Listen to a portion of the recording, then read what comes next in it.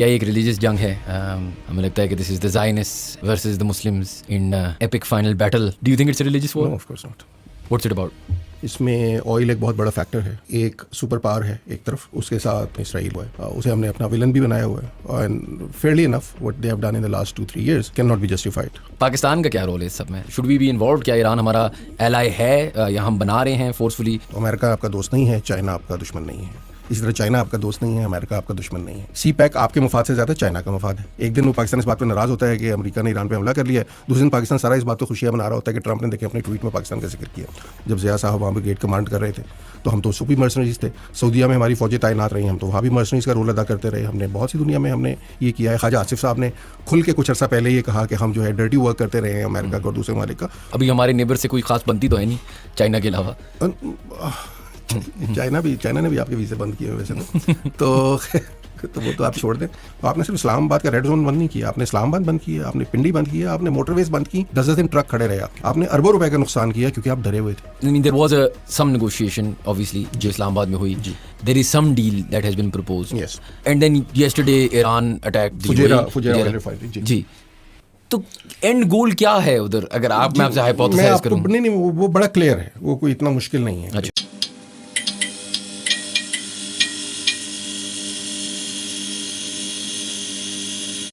We have a very very special guest back in the studio today, Hashir बिन इरशाद साहब। पहली बात बहुत बहुत शुक्रिया, आपने हमें टाइम दिया। आपका शुक्रिया, आपने बुलाया। अच्छा सर, इसी से शुरू करते हैं। हम अभी ऑफ एयर भी कॉन्वर्सेशन कर रहे थे कि क्या ये एक रिलीजियस जंग है? हमारे जो मुसलमान हैं सारे, हमें लगता है कि this is the Zionist and the Christian Zionist versus the Muslims in epic final battle. End of days.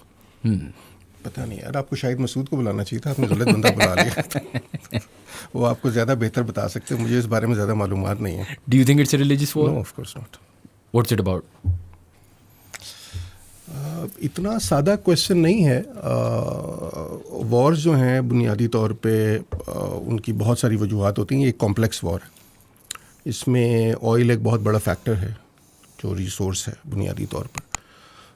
दूसरा बड़ा फैक्टर जो है वो ये है कि एक सुपर पावर है एक तरफ, और उसके साथ ऑफ कोर्स एक और रियासत है जिसको हम बुनियादी तौर पर एक गासिब रियासत कहते हैं और जिसका नाम हमने इसराइल रखा हुआ है। उसे हमने अपना विलन भी बनाया हुआ है and fairly enough what they have done in the last 2-3 years can not be justified in any context whatsoever. और दूसरी तरफ एक ऐसी रियासत है जिसको हम इस वक्त मजलूम दिखाना चाह रहे हैं, लेकिन शायद वो भी इतनी मजलूम नहीं है। उनकी अपनी एक्सपेंशनरी पॉलिसीज़ हैं।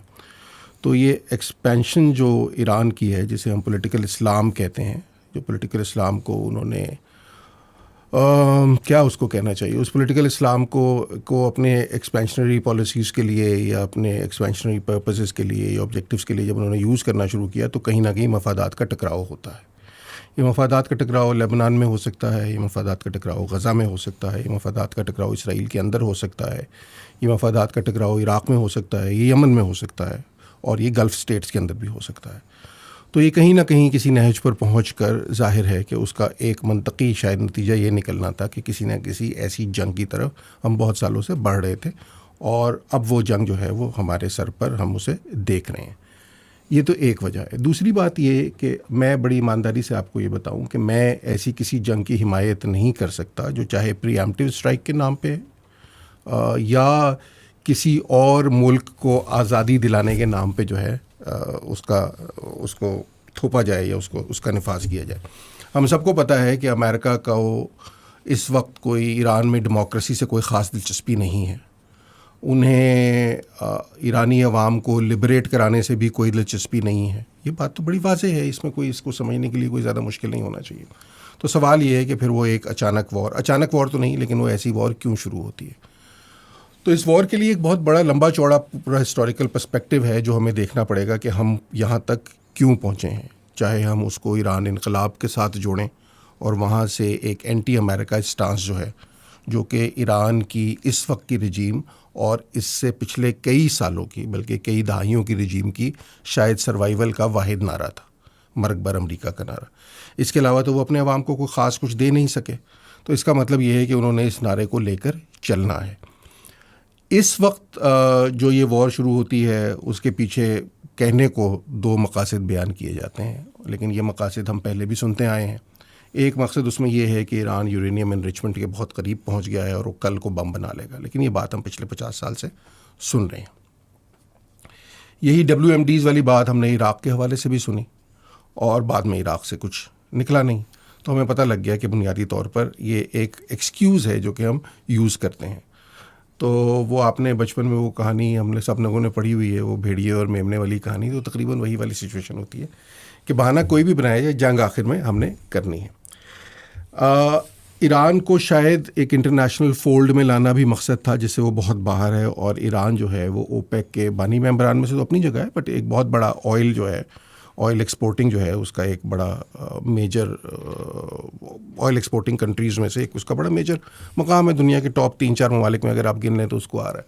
और ईरान का 80% तेल जो है वो सैंक्शंस के बावजूद जो है वो इतने सालों से चाइना ले रहा है, जो कि बाकी ममालिक को नहीं जा पा रहा। ऑयल प्राइसेस उसकी वजह से ज़ाहिर है कि इफ़ेक्ट हो रही हैं। ऑयल रिसोर्सेज के ऊपर जो कंट्रोल है या ऑयल रिसोर्सेज की जो अपनी पॉलिटिक्स है वो उससे इफ़ेक्ट हो रही है, तो शायद उसको फोल्ड में लाना भी मकसद हो। ये सब मेरे और आपके कंजेक्चर्स हैं जो यहाँ बैठ के हम अंदाज़े लगा सकते हैं, लेकिन इसका रिलीजन से कोई लेना देना नहीं है। ये मैं आपको बड़ी छोटी से बता सकता हूँ क्या है। अमेरिकन थिंक टैंक्स क्या सोच रहे थे इस वॉर के करने से पहले, उन्होंने कितना गौर व फिक्र किया, या ये एक नी जर्क रिएक्शन था जो कि हम सदर ट्रंप से बहुत दफ़ा एक्सपेक्ट करते हैं कि उनको प्रेडिक्ट करना जो है तकरीबन नामुमकिन है कि वो कल क्या कर गुजरेंगे। वेनेजुएला के प्रेसिडेंट को जिस तरह उठा के लाया गया, ये हिस्ट्री में ऐसी चीज़ हमने पहले कभी होते ज़िंदगी में नहीं देखी। तो प्रेसिडेंट ट्रंप को तो मैं ये जसारत नहीं करूँगा कि मैं ये उनको प्रेडिक्ट करने की कोशिश करूँ कि उनके जहन में क्या चल रहा है, बिकॉज हो सकता है उन्हें खुद भी ना पता हो कि उनके जहन में क्या चल रहा है। बट अमेरिकन थिंक टैंक्स कुछ ना कुछ ज़ाहिर है सोच रहे होंगे, अमेरिकन वॉर मशीन भी कुछ ना कुछ सोच रही होगी। जो मेरा थीसिस है वो सबसे इम्पॉर्टेंट, उसमें एक तो उसमें ऑयल एक बहुत बड़ा फैक्टर है, और दूसरा फैक्टर शायद उसमें ये है कि दुनिया में कहीं ना कहीं वॉर थिएटर जो है वो गर्म रहना चाहिए। उसकी वजह ये है कि ये एक इंडस्ट्रियल कॉम्प्लेक्स हम उसे कहते हैं, अमेरिकन एक प्रेसिडेंट नहीं उसे कहा था कि ये मिलिट्री इंडस्ट्रियल कॉम्प्लेक्स है, जिसके लिए बहुत ज़रूरी है कि कहीं ना कहीं वॉर थिएटर सजा रहे। जब वो वॉर थिएटर सजा रहता है तो ये मिलिट्री इंडस्ट्रियल कॉम्प्लेक्स जो है, जो अमेरिका के 5 बड़े एक्सपोर्टर्स हैं वेपन्स के, उनको बहुत सारे कॉन्ट्रैक्ट्स मिलते हैं। आपको पता है कि पिछले दिनों जब ट्रंप UAE आए, वो सऊदीया आए और गल्फ़ स्टेट्स का उन्होंने दौरा किया, तो इसमें बिलियंस ऑफ डॉलर्स के कॉन्ट्रैक्ट्स हुए। वो कॉन्ट्रैक्ट्स मटीरियलाइज़ किस स्टेज पर होने हैं, उनके अगेंस्ट पैसे कितने जाने हैं, उनके अगेंस्ट वेपन कितने बेचे जाने हैं, उसके लिए ज़ाहिर है ख़त्ते में कोई ना कोई ऐसी सिचुएशन पैदा करना शायद ज़रूरी है जहाँ पे उन वेपन्स की जो है वो सेल हो सके। तो ये स्ट्रेटिजिक पर्पसेस हैं। दुनिया में जो भी पावर्स हैं वो हमेशा इस किस्म के स्ट्रेटिजिक स्टेप्स लेती हैं, और अभी भी ये स्ट्रेटेजिक ही है। वो अलग बात है कि इसके अंदर कोलैटरल डैमेज के नाम पे जो है बहुत से मासूम जो हैं वो जंग का ईंधन बन जाते हैं। तो ये तकरीर मेरी ख़त्म हो गई। अब मेरा ख्याल है आप अपना सवाल कर सकते हैं। सॉरी मैंने कोई लंबी बात कर ली। ग्रेट। पाकिस्तान का क्या रोल है इस सब में? डू यू थिंक कि हम इस मिलिट्री इंडस्ट्रियल कॉम्प्लेक्स का किसी किस्म का हिस्सा बन सकते हैं, mercenaries for sale to the Middle East? क्या हमें इन्वॉल्व भी होना चाहिए था? Should we be involve? क्या ईरान हमारा एलाई है या हम बना रहे हैं फोर्सफुली? ये रिलेशनशिप विद द US पहले भी हमें काट चुकी है, क्या ये वापस काटेगी? अच्छा देखिए, दो बातें। एक तो ये कि बड़ी पुरानी क्लीशेड बात है कि जो आलमी हमारे ताल्लुकात होते हैं उसमें कोई दोस्त और कोई दुश्मन नहीं होता। तो अमेरिका आपका दोस्त नहीं है, चाइना आपका दुश्मन नहीं है। इसी तरह चाइना आपका दोस्त नहीं है, अमेरिका आपका दुश्मन नहीं है। CPEC आपके मफाद से ज़्यादा चाइना का मफाद है। CPEC गेम चेंजर नहीं हुआ। CPEC से हमने नुकसानात उठाए हैं, अगरचे हम बरसों से उसे गेम चेंजर के तौर पे यहाँ बेचते रहे हैं। अमेरिका को पूरा पाकिस्तान जो है वो सुबह उठकर गालियाँ देता है और शाम को सोने से पहले गालियाँ देता है, बट जितनी अमेरिकन इन्वेस्टमेंट पाकिस्तान में हुई है शायद किसी और मुल्क ने उतनी इन्वेस्टमेंट नहीं की। वो एजुकेशन के अंदर हुई है, वो स्मॉल डैम्स के अंदर हुई है, वो रिसर्च एंड डेवलपमेंट के अंदर हुई है, तो हम फ़ायदे भी उनसे सारे उठाते हैं। वीज़े की लाइनें भी हमारी सबसे लंबी उन्हीं के बाहर लगी होती हैं। तो हमारी अपनी जो हैं थोड़ी बहुत हिपोक्रेसी कहीं ना कहीं हमें देखनी चाहिए, वो हमें नज़र आती है। हमने हमारे लिए उनके साथ अलायंस भी बहुत इंपॉर्टेंट है। मतलब हमारे इस वक्त प्राइम मिनिस्टर साहब और फील्ड मार्शल साहब के लिए लम्हा फ़ख्रिया होता है कि उन्होंने वाशिंगटन में जाके वाइट हाउस के अंदर जो है उनके साथ लंच किया है, या उनका नाम जो है दिया गया है, या वो तकरीर में खड़े होकर उन्हें सल्यूट कर रहे हैं। और पूरा पाकिस्तान बड़ा खुश भी होता है उसके ऊपर। एक दिन वो पाकिस्तान इस बात पर नाराज़ होता है कि अमेरिका ने ईरान पर हमला कर लिया है, दूसरे दिन पाकिस्तान सारा इस बात पर खुशियाँ मना रहा होता है कि ट्रंप ने देखे अपने ट्वीट में पाकिस्तान का जिक्र किया। तो बाज़ वक़्त मेरी समझ में तो चीज़ें नहीं आती। इंडस्ट्रियल कॉम्प्लेक्स का खैर हम हिस्सा नहीं है, ना कभी रहे हैं। हमारा इंडस्ट्रियल कॉम्प्लेक्स जो है, जो अभी बहुत छोटा है दुनिया के इंडस्ट्रियल कॉम्प्लेक्स के मुकाबले में, वो बुनियादी तौर पे चाइना की सपोर्ट से हम यहाँ डेवलप कर रहे हैं। इसका इस वाली इंडस्ट्रियल कॉम्प्लेक्स जिसकी मैं बात कर रहा हूँ, इस कहानी से कोई ख़ास ताल्लुक़ नहीं है। मर्सनरी, हम हमेशा मर्सनरीज रहे हैं। मतलब फ़लस्तीनियों का जो सबसे बड़ा तारीख़ में कत्ले आम है वो पाकिस्तानी फोर्सेस ने किया, उर्दन में किया, जब ज़िया साहब वहाँ पर गेट कमांड कर रहे थे। तो हम तो उसको भी मर्सनरीज थे। सऊदीया में हमारी फ़ौजें तैनात रही, हम तो वहाँ भी मर्सनरीज का रोल अदा करते रहे। हमने बहुत सी दुनिया में हमने ये किया है। ख्वाजा आसिफ साहब ने खुल के कुछ अर्सा पहले ये कहा कि हम जो है डर्टी वर्क करते रहे हैं अमेरिका का और दूसरे ममालिक का। तो इसमें तो कोई ऐसी छुपी हुई बात नहीं, ये तो हमारा पहले भी रोल था। हमें ये देखना चाहिए कि हम एक्चुअली खड़े कहाँ हुए हैं। मतलब हम बहुत खुश होते हैं कि कुछ मुल्कों को जो है वो इसमें एक रोल प्ले करने का मौका नहीं मिला और हमें रोल प्ले करने का मौका मिल गया, अच्छी बात है। सिफारती सतह पे कामयाबी, लेकिन इस सिफारती सतह पे कामयाबी हमारे लिए क्या समरात लाएगी, मैं ये जानना चाहता हूँ। हमारा पासपोर्ट अभी भी वहीं है। अगर आप में से कोई आजकल में ट्रैवल करे तो उसको अभी भी उसी इंटेरोगेशन से दुनिया में गुजरना पड़ रहा है। कोई आपका पासपोर्ट देख के नहीं कहता कि मैं आपको सल्यूट करना चाहता हूँ, आप पाकिस्तान से आए हैं, आपने जंग रुकवा दी है, आपको नोबेल इनाम नहीं, आपको ले जाएंगे 3 घंटे की। अभी भी आपकी इन्वेस्टिगेशन उसी तरह होगी। आपका पासपोर्ट अभी भी दुनिया के बेहतरीन पासपोर्ट्स में से ही है। इस सारी उसके बावजूद आपकी इकोनॉमी अभी भी नीचे ही गिरी हुई है। पेट्रोल अभी भी, मैं जब यहाँ आया हूँ तो 467 रुपये का लीटर जो है वो डलवा के आया हूँ अपनी गाड़ी के अंदर। तो मुझे तो कोई फ़ायदा नहीं हुआ उसके अंदर, उस जंग का मुझे तो नुकसान हुआ है। हमारे कॉन्ट्रैक्ट्स बेशुमार इंटरनेशनल ख़त्म हुए। हमारी LNG जो है आपको पता है वो आनी बंद हो गई है, वो भी अपनी जगह एक कहानी है। हमारी 8-8 घंटे की लोड शेडिंग के ऊपर चले गए हैं, बावजूद इसके कि हमारी कैपेसिटी जो है वो 46,000 मेगावाट है और हमारी डिमांड 14,000 मेगावाट है। उसके बावजूद हम 7-7, 8-8 घंटों की छोटे शहरों में और बड़े शहरों में शायद 4-5 घंटे की लोड शेडिंग अभी भी भुगत रहे हैं। फॉरेन डायरेक्ट इन्वेस्टमेंट हमारी ज़ीरो है पिछले कुछ सालों में, अगरचे हमने बहुत सारे इनिशिएटिव शुरू किए, बहुत काम किया। तो जिन ममालिक से मुकाबला करें हमें देखना पड़ेगा कि इकोनॉमिकली हम वहाँ कहाँ खड़े हैं। जिन दिनों हम ये कर रहे थे वहाँ इंडिया में उस वक्त एक AI कॉन्फ्रेंस हो रही थी, जिसमें सैम ऑल्टमैन भी वहीं पे खड़ा था, एंथ्रोपिक वाले भी वहीं पे खड़े थे, एलॉन मस्क की कंपनी के रिप्रेजेंटेटिव्स भी वहीं पे खड़े थे, माइक्रोसॉफ्ट वाले भी वहीं पे खड़े थे। हमारे साथ तो कोई नहीं आया, हमारे साथ तो किसी ने बात नहीं की। हमें उल्टे अलबत्ता हमें अपने मिनरल राइट्स जो हैं वो जाके देने पड़ेंगे। ये हम अमेरिका को देने लगे कि आप आएँ और मिनरल्स निकालने, पता नहीं वो मिनरल्स कभी निकलेंगे कि नहीं निकलेंगे। जिस तरह मियाँ साहब के हर दौर में चिनियोट में से लोहा निकल आता है और बाकायदा लोहे की सलाख बनी हुई निकलती है, तो वो मुझे नहीं समझ आई किस तरह का होता है। तो ये हमारे अपने मसाइल हैं बेसिकली। हम रोल देखिए, जहाँ तक ये रोल इस वक्त हम प्ले कर रहे हैं, ये रोल प्ले करना अच्छा हुआ हमारे हक़ में। उसके 2-3 फ़ायदे हमें हुए डेफिनेटली। एक तो ये कि अक़वाम आलम में आपका स्टैचर जो है वो थोड़ा सा रिकग्नाइज्ड हुआ और वो बुलंद हुआ। वो बुरा नहीं है, किसी भी तरह बुरा नहीं है, सिफारती सतह पर ये कामयाबी है। मैं जो बात कर रहा हूँ कि एक तो ये कि अभी तक इससे कुछ बरामद नहीं हुआ। मतलब इंडियंस बहुत शोर मचा रहे थे, इंडियन मीडिया जो है उस वक्त, कि कुछ नहीं होगा, कुछ नहीं होगा। हमारा ख्याल था कुछ हो जाएगा और वाकई लगता ऐसा था कि कुछ होने भी लगा है। सीज़ फायर जब ट्रंप ने अल्टीमेटम दिया था कि ये एंड ऑफ सिविलाइजेशन होने लगी है, तो उससे पहले हमने सीज़ फायर करा दिया था। और ट्रंप ने कहा कि इनके हमारे कहने पर किया गया। वो हमारे कहने पर किया गया या उन्होंने कहा कि तुम कहो कि हमने कि तुम कह रहे हो कि हम कह रहे हैं, तो वो इस किस्म की बात वो मुझे नहीं पता। ज़ाहिर है मैं I am not privy to that information. लेकिन बहरहाल उससे हमें इवेंचुअली मैं जानना चाहता हूँ कि इस सिफारती सतह में जिस रोल पे हम आज खड़े हैं, जहाँ पे हम खड़े हो गए, जहाँ हम किसी हद तक गल्फ़ स्टेट्स का भी एतमाद ले चुके हैं, जहाँ अमेरिका का एतमाद भी हमारे साथ है, जहाँ इसराइल भी इस वक्त हमें अपना बिल्कुल एक या हम इसराइल को मुकम्मल तौर पे एक दुश्मनी वाली उस नज़र से और आंख से नहीं देख रहे, और जहाँ ईरान के साथ भी हमारे ताल्लुकात बेहतर हो रहे हैं। इंडिया के साथ तो खैर हमने बिगाड़े हैं मुसलसल, वो हमने ठीक नहीं किए। हालांकि मेरा ख्याल है वो ठीक हमें करने चाहिए, लेकिन खैर ताली दोनों हाथों से बचती है। उधर से भी कोई ऐसी ख़ास वो दिखाई नहीं दे रही कि वो भी हमसे बेहतर करना चाहते हैं। वो एक अलग बहस है, वो मैं किसी और वक्त हम उसके ऊपर बात कर लेंगे। मेरा आखिरी क्वेश्चन ये होगा कि असल में ये सब कुछ हो जाएगा, if something comes out of it, how will it benefit Pakistan? मुझे इससे फ़र्क नहीं पड़ता कि ईरान को फ़ायदा हो जाएगा, मुझे इससे भी फ़र्क नहीं पड़ता कि ट्रंप एडमिनिस्ट्रेशन को फ़ायदा हो जाएगा। What will I gain out of it? अगर ईरान को मतलब सैंक्शंस लिफ्ट हो जाएं और ऐसी चीज़ें हो जाएं, would it not help us? वो जो गैस पाइपलाइन की बात करते हैं, ऐसी चीज़ों की बात करते हैं, ट्रेड विद अ नेबर, अभी हमारे नेबर से कोई ख़ास बनती तो है नहीं चाइना के अलावा। चाइना ने भी आपके वीज़े बंद किए हैं वैसे तो तो वो तो आप छोड़ दें। यार देखिए, ईरान के साथ हमारे बड़े इनकलाब ईरान से पहले और इनकलाब ईरान के बाद हमारे ताल्लुकात बहुत मुख्तलिफ रहे हैं। इनकलाब ईरान से पहले इवन RCD के अंदर पाकिस्तान, ईरान और टर्की पार्टनर्स थे, रीजनल पार्टनर्स थे डेवलपमेंट के, और हम तकरीबन सारे काम एक दूसरे से मिल मिला के कर रहे थे।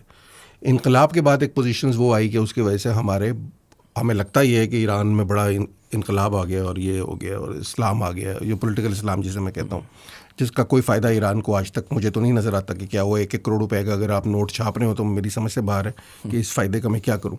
बट बहरहाल रजीम के ख़िलाफ़ शदीद मुजाहरे भी हो रहे हैं और बहुत अरसे से हो रहे हैं, वो सख्ती से उन्हें कुचल भी रहे हैं। सावाक जो शाह के दौर में करती रही, वही पासदारान इनकलाब आने के बाद करते रहे ईरान में। आम आवाम का तो कोई नुकसान ही हुआ है पूरी कहानी के अंदर। लेकिन पाकिस्तान के बहुत अनईजी रिलेशनशिप रहे हैं, ज़्यादा अरसा पुरानी बात नहीं जब ईरान ने हम पे मिसाइल मारे थे और हमने ईरान पे मिसाइल मारे थे। तो हमारा ये है कि वो हमारे यहाँ दहशतगर्दों को सपोर्ट कर रहे हैं। उनका क्लेम ये है कि हम उनके यहाँ जो है सेपरेटिस्ट जो हैं मूवमेंट्स उनको सपोर्ट कर रहे हैं। तो इस हद तक तो हमारे ख़राब है। इंडिया पे हमारे इल्ज़ाम कह लीजिए, ये आप देखते रहे कि इंडिया और ईरान के जो बढ़ते हुए ताल्लुकात हैं, हमें लगता था कि गवादर को जो है वो पस से पुष्ट डाल रहे हैं और चाबहार जो है उसको आगे लेकर आ रहे हैं और इंडिया के ताउन से ला रहे हैं और इंडिया और ईरान हमें कॉर्नर करना चाह रहे हैं। तो ये तो 1-2 साल पहले की बात है। तो ये अचानक इनकलाब जो है, ये अचानक जो भाईचारा जागा, ये इतना वो नहीं है।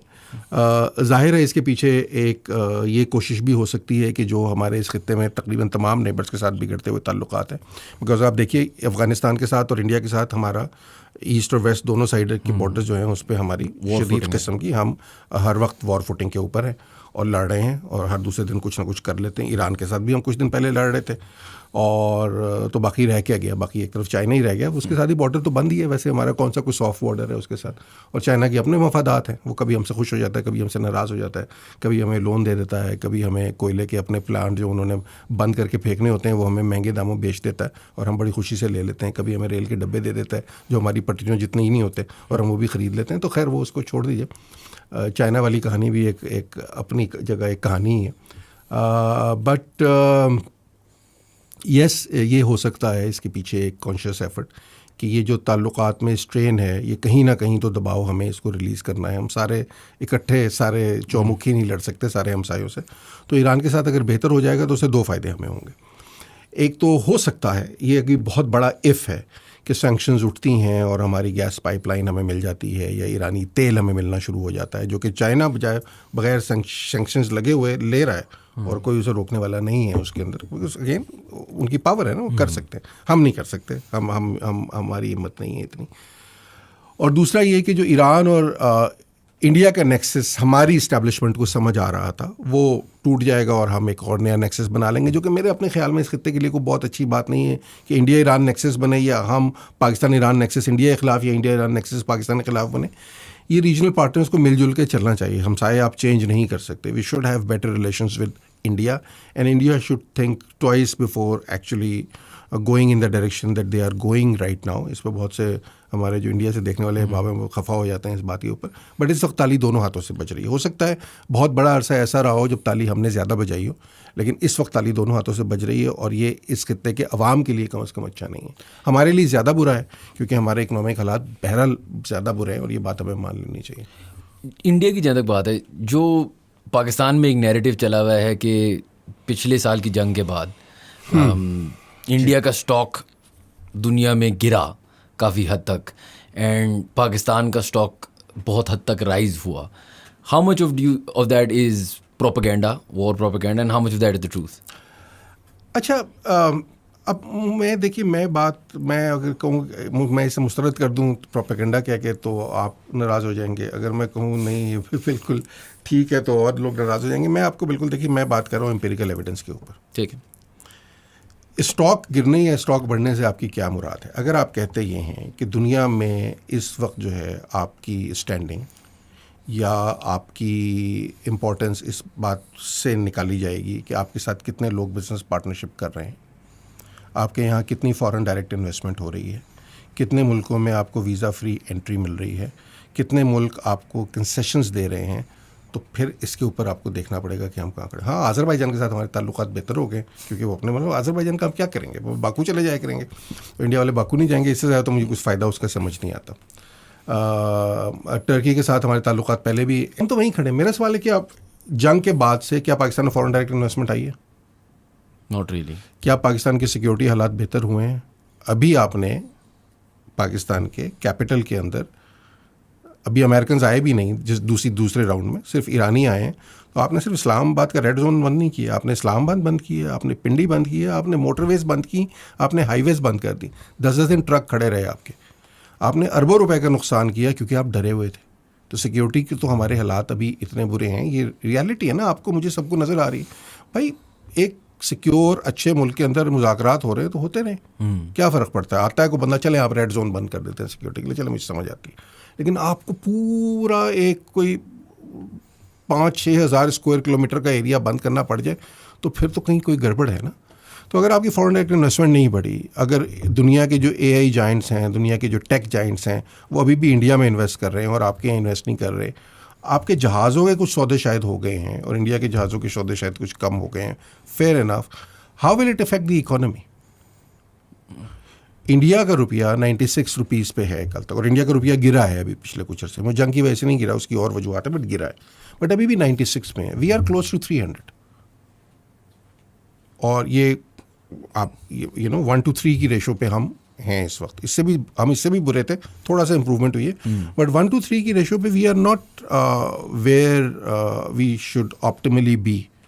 मतलब इकोनॉमी का साइज छोटा है बट लोग भी कम है आपके पास, आपको मैनेज भी कम करने, और जाहिर है वो इस पर नहीं डिपेंड करता। मतलब सिंगापुर को हिसाब से ले रहे हैं कि ये छोटी मुल्क है तो सिंगापुर का तो बिल्कुल ही नहीं होना चाहिए, बट बहुत सी ऐसी चीज़ें हैं, बहुत सी ऐसी वो एक के बाद एक ऐसी बस है जो हमने मिस की है। इंडिया में IT सेंटर्स बन रहे हैं, हमारे यहाँ IT सेंटर्स नहीं बन रहे। इंडिया में यही इन्वेस्टमेंट हो रही है, हमारे यहाँ इन्वेस्टमेंट नहीं हो रही। इंडिया इस वक्त टेक की फील्ड में it's becoming a giant with the passage of time, हम नहीं बन पा रहे। सो कहीं ना कहीं कोई मसला तो है ना। FDIs जो सबसे बड़ा इंडिकेशन होता है, नहीं आ पा रही। एक्सपोर्ट बिल आपका इम्प्रूव नहीं कर रहा, इम्पोर्ट बिल आपका पहले से ख़राब हो रहा है, आपको पेट्रोलियम लेवीज लगानी पड़ रही हैं ताकि आप अपना किसी तरह सर्वाइवल कर सकें। आप अभी भी IMF के साथ हैं, विच इज़ आपको पता है ना, IMF लास्ट रिजॉर्ट होता है, और इंडिया उस प्रोग्राम से बहुत पहले का निकला हुआ है, और हम उस प्रोग्राम से कभी एक दिन के लिए भी निकल नहीं पाए।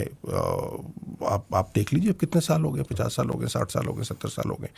तो मेरे तो सवाल बड़े सादा होते हैं कि यार ठीक है, अच्छा हुआ जंग हुई, in all probability, once again unconfirmed confirm news मैं नहीं कहता, बट येस जो जितने दिन की भी इंगेजमेंट रही, और ये बहुत छोटी इंगेजमेंट इसलिए रही कि बहुत से लोगों का ख्याल ये है कि उसके बाद we were heading towards a nuclear war, क्योंकि कन्वेंशनल वॉर में शायद मसला हो जाता दोनों मुल्कों के लिए, हमारे लिए ज़्यादा हो जाता, और उसके लिए एवरीबडी इंटरवीन कि यार ये नहीं होने देना हमने, because nuclear war is going to be a disaster for the globe, not just 2 countries. तो वो ख़त्म हो गया उन 2 दिनों में। हो सकता है हमने जेट गिराए हों, और बल्कि 90% मुझे यकीन है। वंस अगेन मैं इसलिए कहता हूँ थोड़े से शक के साथ कि मुझे कोई घर पे आके मेमो नहीं देता जिस तरह बाकी पूरा पाकिस्तान को जो है वो CIA और ISI और रॉ वाले जो है घर पे मेमो ड्रॉप कर जाते हैं। मैं तो बेचारा अखबार पढ़ता हूँ, उसमें जितनी तयक़ुन से वो लिखते हैं बस उतने तयक़ुन से मैं आपको बता सकता हूँ। इन ऑल प्रोबेबिलिटी लगता ये है कि जो एयरफोर्स वाली कहानी है उसमें वी हैड एन एज। वो खुश होने के लिए कुछ अर्से के लिए बड़ी अच्छी बात है, और जंगी तराने भी उस पर आप बना सकते हैं, उस पर आप फंटास्टिक टी वाले अभी और कुछ मीम्स भी बना सकते हैं। Eight the end of the day what is that I have gotten out of it. क्या मेरे रुपये की कीमत बढ़ गई है? क्या मेरा बिज़नेस बेहतर हो गया है? क्या बिज़नेस सेटल हो गया है? क्या मेरे दोस्तों की फैक्ट्रियाँ बंद होने से रुक गई हैं? I don't know. मेरे ये सवाल हैं बड़े सादा से, इनका कोई जवाब देना पसंद नहीं करता। And what if I asked about China's role in all of this? एक इंटरेस्टिंग सुपर पावर है चाइना या नहीं, ये भी एक सवाल है, लेकिन एक इंटरेस्टिंग पावर इमर्ज कर रहा है जो डायरेक्ट कॉन्फ्लिक्ट में बिलीव नहीं करता। बिकॉज चाइनीज़ की फिलॉसफी पोस्ट माओ यही रही है कि उन्होंने डायरेक्ट कॉन्फ्लिक्ट नहीं करना, उन्होंने चुप रह के अपना काम करना है। मतलब आपको पता है कि इंडिया के साथ भी उन्होंने जो जंगें लड़ी थी उसमें यह था कि गोली नहीं चलानी, डंडों से और गुलैलों से लड़ लो आप। यू कैन आप सोचते तो बड़ा अजीब सा लगता है कि डंडे मार लेंगे लेकिन गोली नहीं चलाएंगे बिकॉज लोग ना मरें। तो 1-2 आपको पता है कि इस किस्म के इंडिया ने तो उसमें मूवीज़ ही बना ली हैं अभी 1-2। तो इस किस्म के इंसिडेंट हुए। 1962 की एक झड़प थी थोड़ी खूनी, उसके अलावा तो नहीं हुई। तो उन्होंने तो इंडिया के साथ भी, जिनके साथ उनके बहुत बुरे ताल्लुकात रहे हैं और तिब्बत वाले मामले पे एक बड़ा शदीद कॉन्फ्लिक्ट रहा है, उन्होंने उनके साथ भी लड़ाई नहीं की। उनका फोकस बड़ा क्लियर है कि हमें लड़ना नहीं है, हमें अपने आप को स्लोली एंड ग्रेजुअली उस स्टेज के ऊपर लेकर जाना है जहाँ कोई हमें चैलेंज ना कर सके। हम ईरान से सैंक्शन के बावजूद ऑयल ख़रीदेंगे और कोई हमें कुछ नहीं कह सकेगा। हम मिसाल के तौर पे आप आज देख लीजिए कि एआई मॉडल्स जो आ रहे हैं, तो चाइना के model are as good if not better than American models right now. जिस तरह के मॉडल्स चाइना से आ रहे हैं हमारे पास, और जिस तरह की ट्रांजिशन हमें नज़र आ रही है, और जिस तरह वो इमर्ज हो रहे हैं एज अ टेक जायंट, वो शायद अमेरिका से कुछ अरसे में आगे निकल जाएंगे इस हवाले से।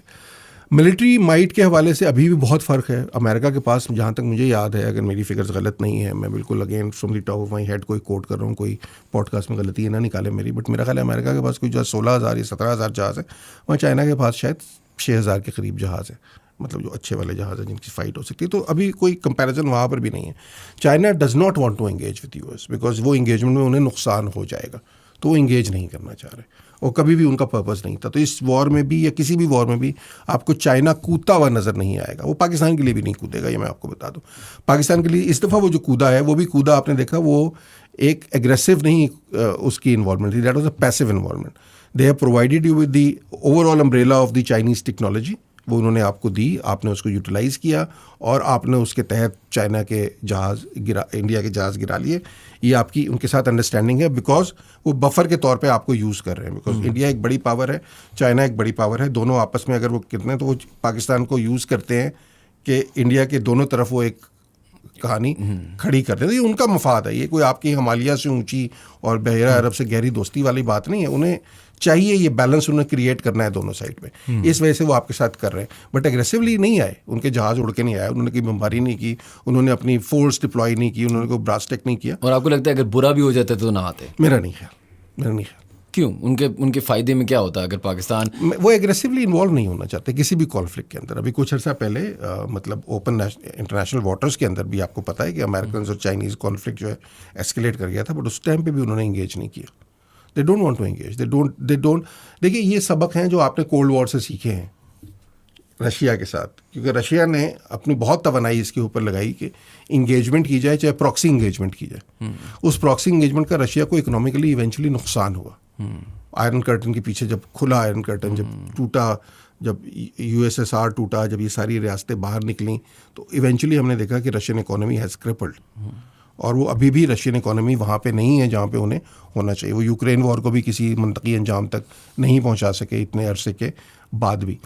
ये शायद सबक उन्होंने सीखे हैं। कोल्ड वॉर की सिचुएशन रही, बट उस कोल्ड वॉर में उन्होंने प्रॉक्सीज़ नहीं क्रिएट की। चाइना जो है वो अभी भी कहीं ना कहीं छोटी मोटी प्रॉक्सीज़ उनकी हैं, काम कर रही हैं। वो इंडिया के साथ भी काम कर रही हैं, वो कहीं अफ्रीका में भी एक दो जगह वो काम कर रही हैं। वो बैक पे शाम को या ईरान को भी थपकी दे देते हैं थोड़ी बहुत, बट एक्टिव इन्वॉल्वमेंट जिसको आप एक्चुअली उनकी बैक्ड प्रॉक्सी कह सकें, जिस तरह ईरान की हिजबुल्लाह है या हौसी मलेशिया है, या फॉर दैट मैटर ईरान ने पाकिस्तान में सिपाही मोहम्मद को एक ज़माने में सपोर्ट किया था, या पाकिस्तान में खैर सऊदीया ने भी किया, यहाँ तो हम सऊदी और ईरान की प्रॉक्सी वॉर्स लड़ते रहे। इस तरह की इंगेजमेंट नज़र नहीं आती। ये उनका पॉलिसी नैरेटिव है कि उन्होंने चुप रह के अपने आप को वहाँ पे लाना है जहाँ पे वो लाना चाहते हैं। वो इसमें वक्त ज़ाया नहीं करना चाहते। एक हद तक करेंगे जहाँ तक उनके मफादात का तहफ़्फ़ुज़ है।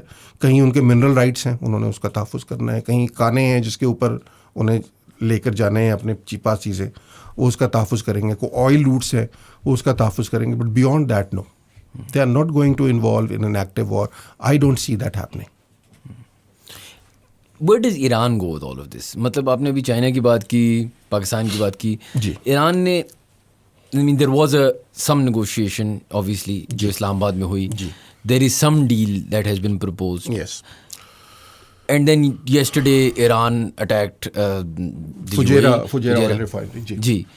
तो एंड गोल क्या है उधर, अगर आप मैं आपसे हाइपोथेसाइज करूं? नहीं, वो बड़ा क्लियर है, वो कोई इतना मुश्किल नहीं है। देखिए, मैं कोई अपने आप को, I don't claim to be a defense analyst or a foreign affair expert, but चूँकि एज अ कंसर्न पाकिस्तानी मैं देखता हूँ कि पाकिस्तान के लिए क्या है, और चूँकि पाकिस्तान में ईरान की इन्वॉल्वमेंट बड़ी शदीद रही है ओवर द ईयर्स, तो उससे मैं डायरेक्टली या आप इनडायरेक्टली, शायद आपको एहसास ना हो, आप you are a young person, but हम लोग इफेक्ट हुए हैं। हमने वो इफेक्ट यहाँ पे देखे हैं, अपनी सड़कों पे देखे हैं। ईरान की इन्वॉल्वमेंट की वजह से, सऊदी अरब की इन्वॉल्वमेंट की वजह से हमने इन सड़कों पे खून बहता हुआ देखा।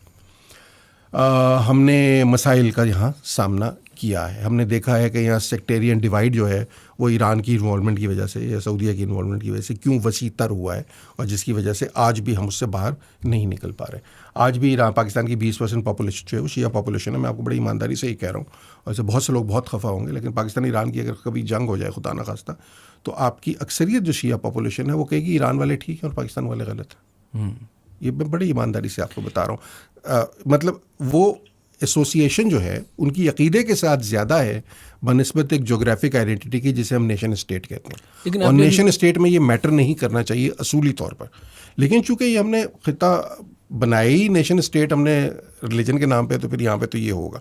ये एक चीज़ है। लेकिन आप बात जो कर रहे थे, मुझे मैं उसका आप सवाल कर लीजिए। मैं जो पूछना चाह रहा था, ईरान की आपने भी बात की, तो हाउ डिड ईरान अफेक्ट हमारी जो सेक्रेटेरियन, मतलब सुन्नी शिया डिवाइड ईरान या सऊदी ने कैसे क्रिएट किया पाकिस्तान में? चलो वो तो पूरी एक लंबी दास्तान है कि पाकिस्तान के अंदर कैसे आपने डिफरेंट फैक्शंस को सपोर्ट किया, यहाँ पे किस तरह लिटरेचर आया, यहाँ पे किस तरह हथियार आए, यहाँ पे किस तरह तंजीमें क्रिएट हुई, उनके दरमियान लड़ाई हुई, उनको फंडिंग कहाँ से आई, ये तो सारी दुनिया जानती है। हम बरसों यहाँ प्रॉक्सी वॉर्स लड़ते रहे।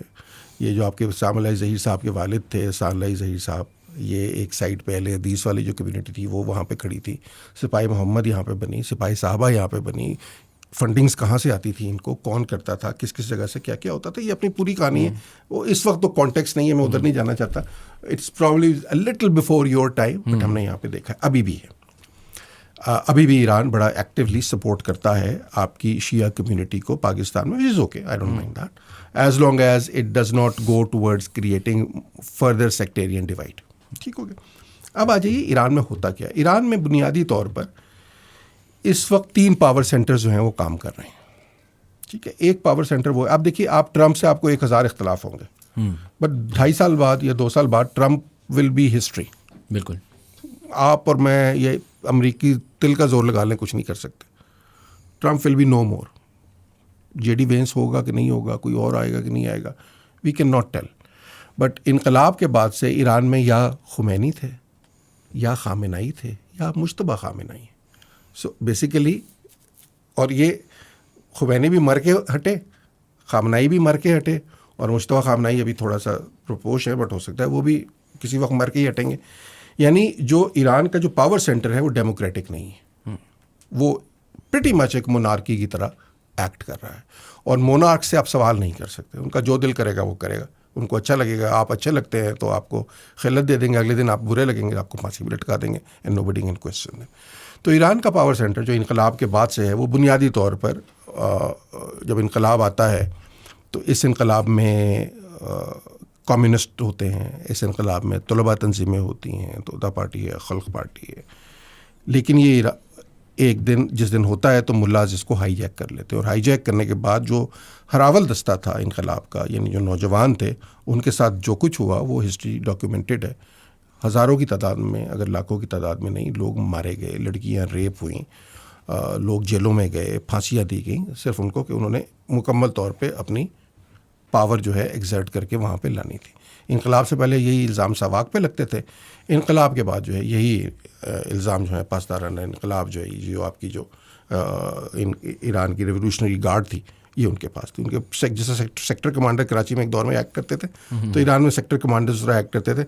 पाकिस्तान में मुख्तार मसूद साहब की किताब जो है लोहे याम अगर आप पढ़ेंगे उसके अंदर बड़ी डिटेल में, उस दौर में चूँकि वहाँ थे तो उसमें भी उन्होंने बड़ी डिटेल में ये बातें लिखी हैं, मतलब पाकिस्तानी ऑथर्स ने ये बनी बातें लिखी हैं। खैर वो गुजर गया। उसके बाद हुआ ये कि ईरान का जो इनकलाब है वो इस बात पर उस्तवार हुआ कि हम अमेरिका के ख़िलाफ़ खड़े हुए, हमने ये बड़ा कारनामा किया अमेरिका के ख़िलाफ़। तो वाहिद नारा जो था वो उनके पास वो मर्ग बर अमेरिका का नारा था।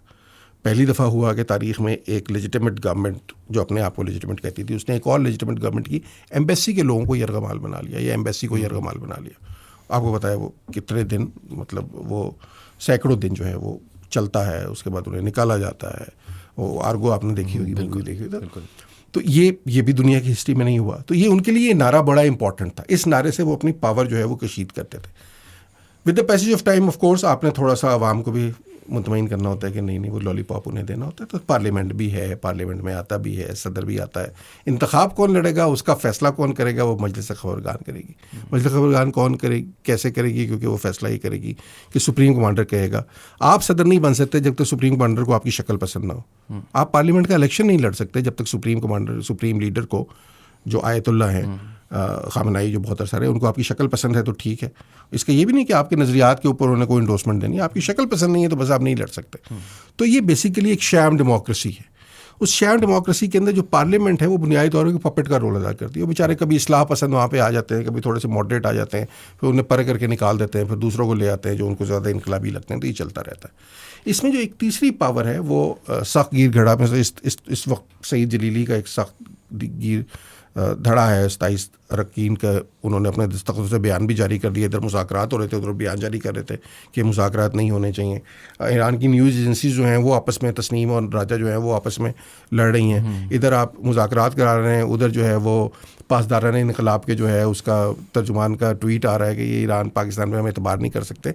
तो आपको नज़र आ रहा है कि बड़ी कशमकश है वहाँ पर। कशमकश ये है कि अगर ये वॉर हुई जिस मर्जी वजह से हुई, ठीक है, वो हम उसके ऊपर 1000 बहसें कर सकते हैं, गलत सही, बट होगी ना, शुरू होगी, उसका तो कुछ नहीं कर सकते। We can not turn back the clock. Best solution is कि वॉर ख़त्म हो जाए। यस। और वॉर ख़त्म होगी किसी टेबल पे ही ख़त्म होगी। इस वक्त हमने क्या किया हुआ है, ब्लॉकेड का ब्लॉकेड किया हुआ है। मतलब दैट इज, उसके अपने मीम्स अमेरिका में ही बन रहे हैं कि हमने क्या किया हुआ है, ब्लॉकेड का ब्लॉकेड किया हुआ है। अगर आप स्ट्रेट ऑफ हॉर्मुज़ को देखेंगे तो Iran, Iraq, Kuwait, Saudia, Qatar, Bahrain और फिर ओमान नीचे, ये सारे मुल्क जो हैं, ये सारा ऑयल जो है ये इन्होंने स्ट्रेट ऑफ हॉर्मुज़ से ही निकालना। बाबुल मंदब दूसरी तरफ है, उधर सिर्फ सऊदीया की एक आधी है जो बेसिकली इसराइल वाली साइड पे जो जाने के लिए, बट वो बहुत थोड़ा ऑयल है। इन बेचारे सारे वहाँ फंसे हुए। इन सबको ईरान रोक के रखता है। हालांकि जो स्ट्रेट है उसके ऊपर ईरान और ओमान का शायद मुश्तरका कंट्रोल असूली तौर पे किसी का भी नहीं होना चाहिए, बट वो मुश्तरका तौर पे करते हैं। लेकिन चूंकि ईरान के जजीरे करीब है, वहाँ की उनकी प्रेजेंस ज़्यादा है, उनकी नेवी अच्छी है, तो इफेक्टिवली दे कंट्रोल है। तो वहाँ से वो किसी को निकलने नहीं देते, बट कहते हैं हमारे जहाज़ निकलेंगे। इनके जहाज़ निकलते हैं तो अमेरिकन कहते हैं कि हम वो नहीं निकलने देंगे, तो चाइना को ऑयल नहीं डालने। तो इवेंचुअली क्या हुआ कि ऑयल सारा ट्रैप्ड है वहाँ। ठीक है, अब ये अगर जंग रुक जाती है तो दुनिया, हमारा 467 रुपए का जो मैं लीटर इस वक्त दे रहा हूँ, जो कि कुछ दिन पहले 610 रुपए मैं हाई ऑक्टेन डलवा रहा था, वो लोग कहेंगे 467 का शायद नहीं है, तो वो नीचे आएगा ना। इस मुल्क में मुझे फ़ायदा होगा, इस पूरे खित्ते को फ़ायदा होगा। ऑयल प्राइसेस नीचे आएंगी, हमारा इंडिया का, चाइना का, इस पूरे खित्ते का 80% ऑयल सारा वहीं से आ रहा है, और तो कहीं और तो कोई रिसोर्स नहीं है हमारे पास ऑयल लाने का। ये जब होगा, अच्छा, अगर आप थोड़ा सा जंग से पहले चले जाएं तो रजीम के ख़िलाफ़ बड़े शदीद मुजाहरे हो रहे थे ईरान में, और नंबर्स हैं, मुख्तलिफ नंबर्स हैं। कोई 3000 कहता है, कोई 4000 कहता है, कोई 25,000 तक कहता है कि लोग मारे गए। अभी 2 दिन पहले एक लड़के को फांसी उन्होंने दी है। उससे पहले एक और 19 साल लड़का था, साले मोहम्मद गालिबन उसका नाम था, उसको फांसी दी है, जो न्यूज़ आ रही हैं। और जुर्म क्या है कि आप खड़े हुए थे, आपने मुजाहरा किया था, तो इसके ऊपर फांसियाँ वो अभी भी दे रहे हैं। वो मुजाहरे क्या थे? मुजाहरे इसलिए थे कि ईरानी अवाम बहरहाल इस रजीम से तंग थे।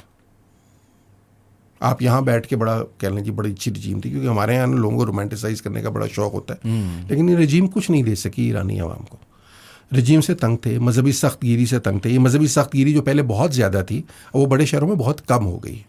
मतलब अभी भी आप ईरान में जाएंगे तो तेहरान में आपको उतना मजहबी सख्तगिरी, और इसके लिए उन्होंने जिद्दोजहद करके वहाँ तक लाए कि हर कोई बंदा अब औरतों को नहीं कहता कि तुम हिजाब ओढ़ो, या हर कोई आके आपके ऊपर क्वेश्चन नहीं कर रहा है, या जो आपकी जो पुलिस है, जो इखलाकी पुलिस है, वो हर वक्त मॉरल पुलिसिंग वहाँ पे नहीं कर रही बड़े शहरों में। बट छोटे शहरों में अभी भी वहाँ गड़बड़ है, बट लोग एक्चुअली तंग हैं। वही बात है ना, 1-1 करोड़ का आप नोट छाप रहे हैं, दुनिया से आप कुछ कर नहीं सकते, इंटरनेट आप चला नहीं सकते, आप दुनिया से ट्रेड आप कर नहीं सकते, बिजनेस आप कर नहीं सकते, एक्सपोर्ट आप कर नहीं सकते,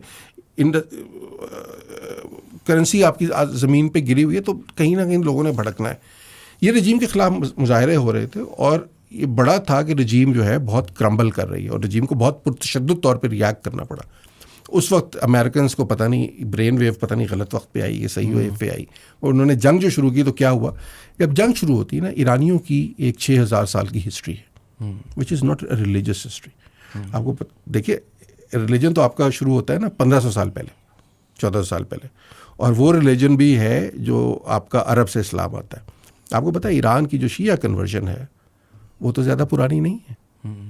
मतलब 900 साल तक Iran was a Sunni country, शिया तो बहुत बाद में आके बने हैं यानी ईरान की शिया जो हिस्ट्री है वो छोटी है और सुन्नी हिस्ट्री उनकी बड़ी है, और शिया भी परसिक्यूशन के थ्रू उन्हें बनाया गया उस दौर में, बट ओवर वो दुनिया भर में होता था, और बन गए तो बन गए, अब वो उसके साथ एसोसिएटेड है अपनी जगह। तो ये जी हमारा वो है, हमारा करबलाई रिश्ता 14 साल पुराना, ये भी सब ऐसे ही बस हवा में होने वाली बातें। तो वो सारी वो कहानी वहाँ पे नहीं है। इशू ये है कि अगर ये अच्छा रिजीम से पहले मैं आपको एक बार बता सकता हूँ, इसराइल के पास भी एक मुझे जो चीज़ एक थेरी जो है वो ये है कि अगर आपने देखा हो माइक हक्काबी एक दफ़ा नेतन्याहू के साथ, अभी कुछ दिन पहले उसका वीडियो जारी थी जिसमें नेतन्याहू जिसको हमने मार दिया था और हमने कहा था उसके यही क्लोन्स फिर रहे हैं, तो वो अपने हाथ में दिखा रहा था कि ये मेरे हाथ में ये है एक कार्ड और इस पर वो 40 लोग लिखे हैं जिनको हमने ख़त्म करना है। So they wanted to get rid of the hardliners and then negotiate with the people who can listen to the reason. This could be one reason कि हम ऊपर वाली लीडरशिप उड़ा देंगे, सेकंड टीयर की भी उड़ा देंगे, तीसरे टीयर पे जो है रीजनेबल लोग हैं इनके साथ बातचीत हो सकती है, ये ऊपर वाले दो के साथ बातचीत नहीं हो सकती। क्या बातचीत करनी है? ऑफ कोर्स बातचीत ये करनी है कि यूरेनियम आपने अफजुदा नहीं करना है। बातचीत क्या होनी है? आप हमारे साथ मिल जाएं। बातचीत क्या होनी है कि ऑयल आप हमारी मर्जी से थोड़ा सा हमारे साथ शेयर कर लें। बातचीत क्या होनी है कि आप हिजबुल्लाह को सपोर्ट करना छोड़ दें, हौसीज के पीछे ना जाएं अपनी, यही बातचीत होनी ना, और क्या बातचीत होनी। लेकिन ये बातचीत किनसे हो सकती है और किनसे नहीं हो सकती, प्रॉब्ली उनके जहन में ये था। तो इस वजह से उन्होंने एक हल्ले में, और आपको पता है कि लीडरशिप उन्होंने एक्चुअली साफ कर दी है। ठीक है, आप कहें जी हम इखलाकी फतह हो रही है और वो, बट लीडरशिप उन्होंने साफ कर दी। बिल्कुल। उस चक्कर में 160 बच्चियां भी मरी। मतलब ये देखें ना, ये ब्रूटैलिटी है ना जिसको कोई किसी सूरत अप्रिशिएट नहीं कर सकता, बट जंग के अंदर आप वो सोच नहीं रहे इस तरह। जिस तरह गज़ा में ब्रूटैलिटी देखी हमने, ईरान में भी शुरू में हमने, हालांकि टारगेटेड किलिंग थी बट उसके साथ हमने ब्रूटैलिटी भी देखी वहाँ पे। मुझे ये लगता है कि इस वक्त जो कहानी चल रही है उसमें ईरान में ये 3 धड़े आपस में फंसे हुए हैं। काली बाफ वाला जो स्पीकर पार्लियामेंट है, ये बेचारे प्रैग्मेटिक लोग हैं कि यार ख़त्म होनी चाहिए, हम जाते हैं पाकिस्तान मुज़ाकरात कर लेते हैं। ऊपर जो मुल्ला हैं वो जो सुप्रीम लीडर है मुश्तबा खामनेई, उनके बारे में किसी को कोई इस वक्त प्रॉपर नई न्यूज़ कि वो ज़िंदा भी हैं कि नहीं है, कि सामने नहीं आए। मेरा अपना ख्याल है कि कोई, if I am not wrong, है उनकी तरफ से कोई ऐसी ख़ास हमारे पास इंडिकेशन नहीं है कि इंजर्ड हैं क्या है। लेकिन उनका और जो नीचे पासदारान है वो ये नहीं चाह रहे कि ये जंग ख़त्म हो। ख़त्म होने में क्या होगा? ख़त्म होने में 2 नुकसानात होंगे। एक तो ये कि अमन आ जाएगा, और जब अमन आ जाएगा तो फिर लोग कहेंगे अच्छा अब हम क्या करें, अब ज़रा हम पूछेंगे यार ये आप कर क्या रहे हैं। इस जंग के दौरान या इस जंग से पहले जो ब्रूटैलिटीज़ हैं उनके ऊपर आपके क्वेश्चंस उठेंगे। और तीसरा ये कि अगर आप इंटरनेशनल फोल्ड में आ जाते हैं तो पासदारान का जो पूरा नैरेटिव है वो कमज़ोर पड़ जाएगा। मरकबर अमेरिका वाली कहानी ना, बिकॉज जंग जब होगी, टेबल के ऊपर सुलह होगी, तो अमेरिका और अमेरिकन और ईरानी सामने बैठ के हाथ मिलाएंगे, एक दूसरे के साथ बातचीत करेंगे। ज़ाहिर दोस्ती का हाथ ही होगा ना, तभी जंग और दोस्ती 2 ही पॉसिबिलिटीज है ना। ये तो नहीं होता कि तुम जाओ अपने घर बस ऐसी सुलह होगी, मैंने शक्ल नहीं देखनी तुम्हारी। तो वो उसमें उनका नैरेटिव कमज़ोर होता है। उसमें मुझे लगता ये है कि वो जो है उनकी कशमकश चल रही है इस वक्त। और उस कशमकश में, मतलब मार्को रूबियो का बयान कुछ देर पहले मैंने देखा, उन्होंने कहा जी हम ईरानियों से बात करते हैं, वो जाके कुछ और ईरानियों से बात करते हैं, वो फिर आपस में बात करते हैं, फिर जो बात उन्होंने मानी होती है वो उस बात से मुकर जाते हैं। अमेरिकन भी गलत होंगे, बट अमेरिकन की ये कम से कम हमें पता है कि उनकी चेन ऑफ कमांड इस वक्त एक ही है। हमें पता है ट्रंप अगर कल कहेगा सुलह करनी है तो फिर सुलह करनी है, ख़त्म होगी बात। ट्रंप कहेगा ब्लॉकेट करना है तो फिर ब्लॉकेट करना है।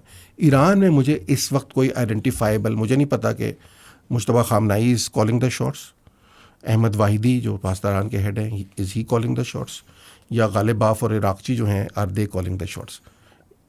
इस हद तक हुआ कि एक आपका जो वो आपका मेन नुमाइंदा है वो पहले राउंड में आता है और दूसरे राउंड में विड्रॉ कर जाता है विदाउट एनी रीज़न। वो 15 नुकात देते हैं, आप 10 नुकात देते हैं। असल जिसमें कहानी है वो यूरेनियम एनरिचमेंट के ऊपर ही कहानी है, और बड़ी या लेबनान वाली एक कहानी जो बीच में हमने डाली हुई, और तो कोई बड़े ऐसे कोई ख़ास चीज़ें नहीं। तो ये मुझे लगता है कि जो ईरान के अंदर जो कॉन्फ्लिक्ट है ना, ये इस वक्त इस जंग को बढ़ा रहा है। यूएई पे हमला कल होता है फुजैरा के ऊपर। आपको पता है यूएई ओपेक मेंबर है, ठीक है, ओपेक मेंबर जी, मतलब वही मैं उसी तरफ आ रहा हूँ। यूएई ओपेक मेंबर है, ईरान ओपेक मेंबर है, ठीक है, बाय डेफिनेशन। ईरान को इन्होंने जब अमेरिकन सैंक्शंस लगी तो ओपेक ने कहा कि ठीक है, ओपेक का होता ये है कि यार आप एक ख़ास हद से ज़्यादा प्रोडक्शन नहीं करेंगे, बिल्कुल, ताकि सप्लाई एंड डिमांड में तवाज़ुन बरकरार रहे। तो आप फ़र्ज़ कर लीजिए, आप कहते हैं 3.4 मिलियन बैरल जो है वो आपने प्रोड्यूस करना है, चाहे आप 5 मिलियन बैरल प्रोड्यूस कर सकते हो। तो ईरान के ऊपर से उन्होंने ये रिस्ट्रिक्शंस हटा दी कि यार आप जितना प्रोड्यूस करना है, अगर आप बेच सकते हैं तो बेच लें, तो ईरान ओपेक का मेंबर होते हुए भी ओपेक रिस्ट्रिक्शन को फॉलो नहीं करता। यूएई और सऊदीया के पॉलिटिकल इख्तलाफात पिछले दिनों खुलकर सामने आए हैं और उनकी इन्वॉल्वमेंट जो प्रॉक्सीज कभी यूएई, और मुझे नहीं समझ आती कि यूएई वालों को क्या सूझी है कि वो प्रॉक्सीज में इन्वॉल्व होना शुरू हो गए। हालांकि उन्होंने जो तरक्की अपनी सारी की है वो इन सारे कॉन्फ्लिक्ट से अपने आप को दूर रख के की थी as a neutral. Do you think that's the issue कि वो अब इतने बड़े हो गए हैं कि वो नहीं, बड़े कोई नहीं हुए, बड़ों का इशू नहीं है। अब वो ये कह रहे हैं कि अब जो विड्रॉ करने की, कि हम ज़्यादा ऑयल प्रोड्यूस कर सकते हैं लेकिन आप हमें करने नहीं दे रहे, तो हम ओपेक के मेंबर नहीं, हम अपनी मर्जी से ऑयल प्रोड्यूस करेंगे और ऑयल बेचेंगे और वहाँ से हम पैसे कमाएंगे और जहाँ मर्जी, हमें सऊदी इन्फ्लुएंस नहीं चाहिए। They were at good terms with Saudis, but अब वो खलीज जो है थोड़ी सी गल्फ के अंदर भी बढ़ रही है। They want to be probably political player as well, जो कि पॉलिटिकल प्लेयर वो नहीं थे इससे पहले, अब से चंद क्या साल बन पहले। सकते हैं? हो सकता है, नहीं भी हो सकता, who knows. I don't want to comment on that, but होता ही है कि जिस दिन यूएई ये ऐलान करता है कि हम ऑयल प्रोड्यूस करेंगे ज़्यादा, और क्यों करता है, को पूछे यार स्टेट ऑफ हॉर्मज़ बंद पड़ी है, तुम ऑयल प्रोड्यूस करके बेचोगे कहाँ, मतलब पहले खोल तो लेने दो। ये अचानक ऐलान किसी को इंडिकेशन है ना, किसी को मैसेज है।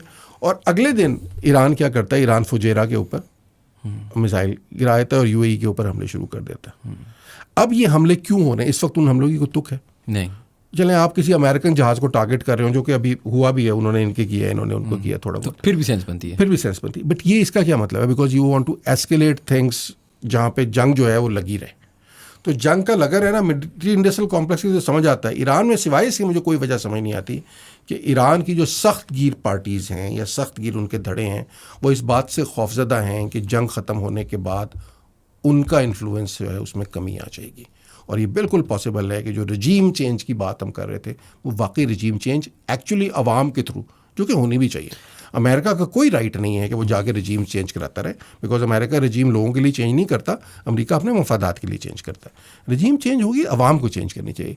इन्होंने जब इनकलाब आया था तो अवाम ने इनकलाब लाकर आए थे ना, बेशक उसमें इंटरनेशनल पार्टीज़ की इन्वॉल्वमेंट थी, बट एक्चुअली वो अवाम का लाया हुआ इनकलाब था, गलत या सही, बट ये उनका राइट है ना, ईरानियंस का राइट है। ये राइट पाकिस्तानियों का नहीं है, इंडियंस का नहीं है, अमेरिकन का नहीं है। लेकिन इस इनकलाब में अगर 6 महीने लगे, साल लगे, 1.5 साल लगे, ठीक है, तो क्या दुनिया बस ऐसी बैठी रहेगी? अब मिसाल के तौर पे मैं यूएई में रहता हूँ, क्या मैं रोज़ सुबह उठूँगा विद नो आइडिया कि कल ड्रोन इधर आ रहा है, नहीं आ रहा, जंग चल रही है, नहीं चल रही? क्योंकि जिस तरह कल वाले अटैक सर, जिस तरह आपने कहा, very out of the blue, कोई लॉजिक नहीं सामने आ रही।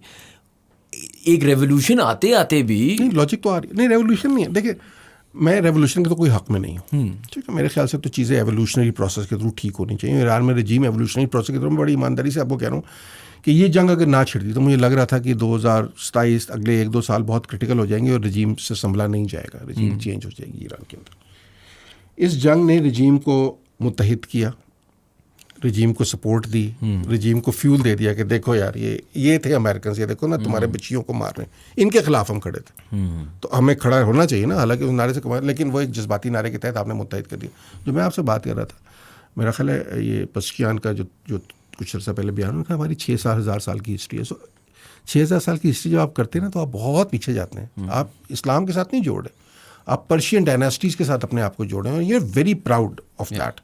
तो आप वहाँ पे कहते हैं कि यार हम, ये बहुत एक प्राइड वाली नेशन है जो अपनी हिस्ट्री, अपनी रूट्स के साथ बड़ी उससे जुड़ी हुई है। तो इसने वहाँ पे जो है ना वो ग्लू प्रोवाइड किया। वो 6,000 साल पुरानी हिस्ट्री को क्यों प्ले में ला रहे हैं कि ये इसको डिस्ट्रॉय करने आ रहे हैं ये लोग, हम इसको प्रोटेक्ट कर रहे हैं। And everybody, whether you believe in religion और not, whether you believe in regime और not, whether you believe in विलायत फ़क़ीह और not, you have to be part of the resistance against the शैतान आज़म, जिसे वो कहते हैं ना, you know, the biggest evil.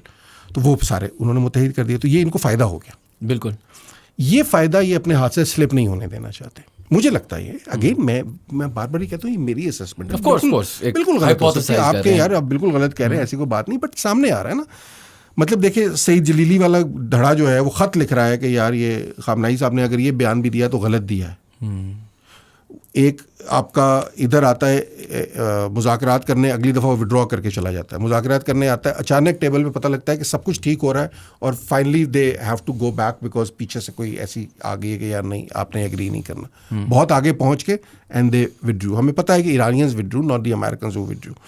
हमें ये भी पता है कि यूरेनियम के ऊपर इवेंचुअली ईरानियंस को भी पता है और हमें भी पता है कि कोई समझौता नहीं होगा, बिकॉज दुनिया, हम उसके ऊपर एक पूरा प्रोग्राम कर सकते हैं कि एनपीटी होना चाहिए, एटम बम रखने का हक होना चाहिए, बट दुनिया अब किसी और न्यूक्लियर पावर को बर्दाश्त करने के मूड में नहीं है, या कोई भी। हम भी नहीं चाहेंगे कि इस खत्ते में एक और nuclear power, Pakistan would not want another nuclear power, India would not want a nuclear power, China would not, America would not, कोई नहीं चाहेगा। जो न्यूक्लियर पावर्स बन गए वो और इस क्लब में नहीं चाहते इंडक्टीज मजीद, ईरान को भी नहीं चाहते, पाकिस्तान भी नहीं चाहता ओपनली जो मर्जी कहे, बिकॉज बैलेंस बहुत गड़बड़ हो जाएगा। और ऐसी रिजीम जो अनस्टेबल हो, जहाँ के लोगों का कोई सर पैर ही ना हो और जहाँ डेमोक्रेसी ना हो, जहाँ एक दिन मुश्तबा खबनाई साहब को सुबह सुबह ख्वाब है कि मुझे एटम बम चला देना और तो चल सके एटम बम, तो बड़ा मसला है भाई वहाँ पे, तो ये मुसीबत है। तो कोई नहीं चाहेगा, तो उसके ऊपर भी उन्हें पता है कि इसके ऊपर कोई समझौता नहीं होगा, इसका कोई बीच का रास्ता निकालना पड़ेगा। और हमने बीच में बड़ी अफवाहें सुनी कि हम पाकिस्तान को हैंड ओवर करने लगे हैं, हम पाकिस्तान को इन्वॉल्व करने लगे हैं, सो ऑन सो फोर्थ, इस किस्म की बातें, उन्हें पता था कि इस किस्म की बातें हो रही।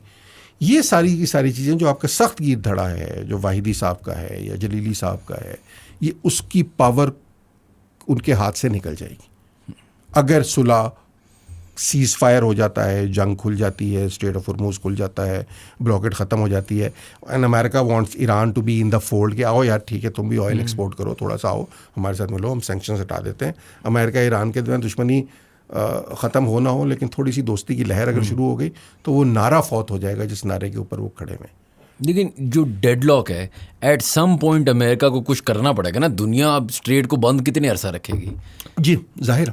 तो ये डर नहीं होने कि eventually you will twist Trump's arm into doing something? देखिए उनका डर क्या है, उनका ये ज़्यादा बड़ा डर है कि हमारे अपने लोग हमें मार देंगे किस दिन, जो कि मारने लगता था कि मार देंगे, अभी 1 साल पहले की बात है। तो आगे कुआं पीछे खाई वाली बात है ना। मतलब ये पॉसिबिलिटी है कि अब अमेरिकन, अब ये एक और पॉसिबिलिटी है कि अमेरिका, जिस तरह शुरू में टारगेट किलिंग हुई थी, इस तरह एक और वेव चले और जो और 40 लोग आइडेंटिफाई करके उनको भी वो मारने। बट हुआ ये फॉर्चुनेटली और अनफॉर्चुनेटली कि आपने जिस टीयर को ख़त्म किया, नीचे वाला टीयर उससे ज़्यादा हार्ड लाइनर निकला है, वो ज़्यादा इनसिक्योर है। अच्छा, वो इनसिक्योर क्यों है, मुझे वो बात समझ आती है। आपकी तनख्वाह हो ना 2 लाख रुपए, और अचानक आपको 25 लाख रुपए वाली तनख्वाह पे कहीं जॉब दे दी जाए, तो आप पहले दिन से इनसिक्योर हो जाएंगे। दिस हैपन्स, मतलब हम सब उस फेज से गुजरे, हमने सब ने इस लोग को देखा। तो मेरा ख्याल है जिस टीयर के पास पावर आई है वो शायद पावर अभी डिजर्व नहीं करते, बिकम वेरी वेरी इनसिक्योर। कि एक तो ये कि वो इस काबिल नहीं है, उनका उतना प्रोफाइल नहीं है, उनका उतना पीछे नहीं है, तो उनकी वो they are hanging by a thread right now. So they are worried कि ये किसी ऐसी उस पर नहीं होनी चाहिए। देखिए ना, मतलब अगर आपको ये हो कि यार आपको भी पता है ना, ये तो लॉजिकल बात है, आप यहाँ बैठ के कह रहे हैं कि यार सारी उम्र तो स्टेट ऑफ हॉर्मुज़ बंद नहीं हो सकती, उनको ही पता है। यूएई पे आप मिसाइल क्यों मारेंगे? कल से आप वहाँ ड्रोन भेज रहे हैं, कल से आप बैलिस्टिक मिसाइल भेज रहे हैं, जिसका आपको कोई फायदा, आप यूएई तबाह कर लें ईरान, सो व्हाट? लड़ाई किससे है? अमेरिकन से। लड़ाई इनडायरेक्टली किससे है? इजराइल से। क्या इजराइल को फ़र्क पड़ रहा है?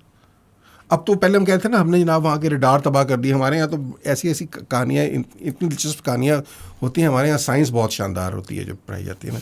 कल हमारे 2 लोग बैठ के बहस कर रहे थे कि ब्लैक होल जो है अगर ज़मीन और चांद के बीच में आ जाए तो शकुल कमर होगा कि नहीं होगा। तो अल्लाह माफ़ करे, तो ये तो डिस्कशन हो रही है। हमारा एक बंदा बैठ के कह रहा है कि पाकिस्तान में बिजली का बुरान इस वजह से आया कि मोबाइल जो है वो ज़्यादा चार्ज हो रहे हैं, तो इस वजह से बिजली जो है वो कम हो गई। तो ये तो हमारे यहाँ साइंस है। एक और मैं देख रहा था कि जो ईरान ने अमेरिका के रडार तबाह कर दिए हैं, ये हार्प टेक्नोलॉजी के ज़रिए जो है ना, इसने बारिश को रोका हुआ था ईरान में, तो अब बारिश होना शुरू हो गई। तो बंदा कहे यार मैं किधर जाके सर मारूं और किसके सर पे मारूं? तो चले वो रडार तो तबाह हो चुके हैं ना, अब खत्म हो गया, आपने सारे रडार तबाह कर दिए, बारिश वारिश का भी मसला खत्म हो गया। अब आप क्या कर रहे हैं?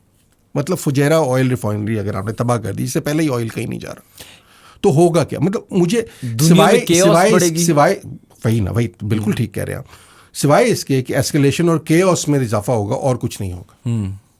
और एस्केलेशन और केओस में क्या होता है, हमेशा हार्डलाइनर्स फ़ायदा उठाते हैं।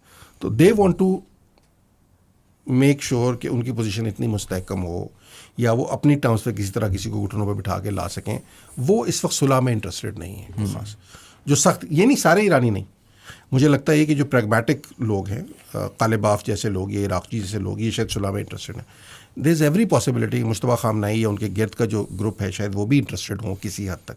बट जो पासदारान वाला ग्रुप है ना, वो बिल्कुल मुझे इंटरेस्टेड इस वक्त नहीं नज़र आता। ना उनकी बॉडी लैंग्वेज से लग रहा है, ना उनके ट्वीट से लग रहा है, ना उनके बयानात से लग रहा है, ना उनके लिखे हुए ख़त से लग रहा है, ना उनके एक्शन से लग रहा है इस वक्त। जैसे मैं आपसे एक आखिरी सवाल पूछूंगा रिलेटेड टू द यूएई, क्या इस जंग में सबसे ज़्यादा नुकसान यूएई को हुआ है? क्योंकि उनकी इमेज ऑफ सेफ्टी सिक्योरिटी एक बड़ी न्यूट्रल सा स्टांस, उन्होंने sort of almost Switzerland in the Middle east थे वो, एंड एवरी इंटरसेप्शन, बेशक उनने ऑब्वियसली मेजॉरिटी के almost all of them intercept किए या ऑल ऑफ देम इंटरसेप्ट किए, लेकिन दी पॉइंट बीइंग कि वो जो इमेज है, वो जो चीज़ है ऑफ सेफ सिक्योर, क्योंकि that's where a lot of people were parking their money, a lot of people were moving their families, क्या उनका वो इमेज रिटर्न हो सकता है? पहला सवाल। और दूसरा सवाल ये कि क्या वो जो नेक्सस क्रिएट कर रहे हैं with Israel and India and everything, क्या वो सही नेक्सस क्रिएट कर रहे हैं considering their neighbours and their fall out with Saudi and Pakistan के साथ भी थोड़ा सा उनके अब टर्म्स उतने अच्छे नहीं रहे, या so is that the right decision from them? And also obviously are they the ones most affected by a lot of these things? Because like you said, America तो अपने एक इंसुलेटेड बबल में वापस भाग जाएगा, अमेरिका को कुछ नहीं होना। भागता आपने ऐसे कहे कुछ चूहा इधर आया था तो वो करके काट के भाग शेर भी आया, वो जाके अपने घर चला जाएगा, उसको कोई कुछ नहीं कर सकता, अमेरिका को कोई कुछ नहीं कर सकता। This is a fact. Israel has been in its own kind of war for Israel is not dissimilar to Iran in its like it's always been in a sort of aggressive environment. वो तो it's not like पहले बड़ी उनकी दोस्तियाँ थी इस region में। America again insulated in North America. The UAE, the ally of America and Israel here and India is the one जिसकी reputational damage तो नहीं कहना चाहिए, लेकिन जिसकी image damage तो हुई है।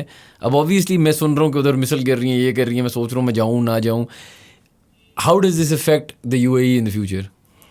यार मेरा नहीं ख्याल कि ये कोई डैमेज इतना बड़ा है जितना आपका ख्याल या जितना कुछ लोगों ने यहाँ पे पोर्ट्रे किया है। मतलब हमारे यहाँ तो PSL जो है वो अवाम के बगैर हो रहा है, और हमारे यहाँ कुछ अर्सा पहले मिसाइल गिरे हैं यहाँ पे इंडिया के या इंडिया के हमारे गिरे हैं, तो क्या हमारा दुनिया में स्ट्रेचर जंग ख़त्म होने के बाद चेंज हो गया? It is come back to air fever. जंग होती है तो उस खत्ते में कोई भी मुल्क इफ़ेक्ट होता है। यूएई के अंदर इन्वेस्टमेंट्स बिल्कुल मुख्तलिफ़ तरह की हैं। यूएई के अंदर मेरे दोस्त जो हैं उनसे मेरी बात हुई कि प्रॉपर्टी की कीमत में कोई ऐसे खौफनाक ड्रॉप्स मुझे नहीं लगता कि वहाँ पे कोई आए हैं। जो बिजनेसेस वहाँ पे काम कर रहे थे उनका इतना कोई ये नहीं हुआ कि सारे के सारे लोगों ने अपने लोगों को वापस बुला लिया और भगा लिया, या अगर वक्ती तौर पर बुला भी लिया तो भी इवेंचुअली वॉर ख़त्म होनी है, ये आपको मुझे दोनों को पता है। आज ख़त्म होनी है, कल ख़त्म होनी है, 6 महीने बाद ख़त्म होनी है, साल बाद ख़त्म होनी है, जब भी ख़त्म होनी है, लेकिन इससे कुछ नए नेक्सस हमारे सामने बिल्कुल आएंगे। मेरा नहीं ख्याल कि यूएई का कोई बहुत बड़ा नुकसान यहाँ पर हुआ है, बिकॉज यूएई का जो कोई वजह ही है ना कि वो अब ज़्यादा ऑयल एक्सपोर्ट करना चाहते हैं, अपनी इकोनॉमी को मज़ीद इंडिपेंडेंट बनाना चाहते हैं ओपेक से आगे निकल के, अगर जो उन्हें पता है इस वक्त नहीं कर सकते, बट उन्होंने एक्शन ये ले लिया है।